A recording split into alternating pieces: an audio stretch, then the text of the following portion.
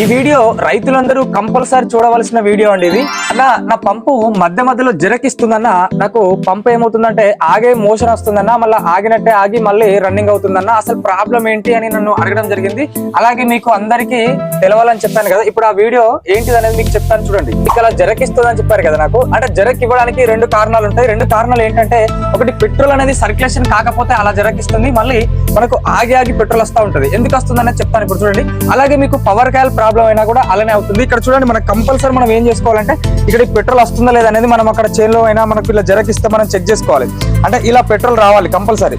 అంటే ఇలా వస్తుంది, మనం పీకినప్పుడు వస్తుంది, మళ్ళీ పెట్టంగానే స్టక్ అవుద్ది. ఎందుకు స్టక్ అవుద్దు అంటే మనం చెప్తాను. ఇక్కడ మనకు ఇందులో కంపల్సరీ మనకి ఏముంటుందంటే, మనకు పెట్రోల్ ఫిల్టర్ అనేది ఉంటుంది. ఈ ఫిల్టర్ కంపల్సరీ మనం చెక్ చేసుకోవాలి. ఎందుకంటే దీనికి రస్ట్ వచ్చి మనకు పెట్రోల్ సర్క్యులేషన్ అనేది కాకుండా ఇది ఆపేస్తుంది. పెట్రోల్ లాగకుండా ఇందులోనే మనకు స్టక్ అయ్యి మనకు పరేషన్ అవుతూ ఉంటుంది. మళ్ళీ మనం ఏం చేస్తామంటే, అంటే పెట్రోల్ పోతుందని చెప్పి ఇట్లాంటి కవర్లు పెట్టి మనం ఫుల్ టైట్ చేస్తూ ఉంటాం.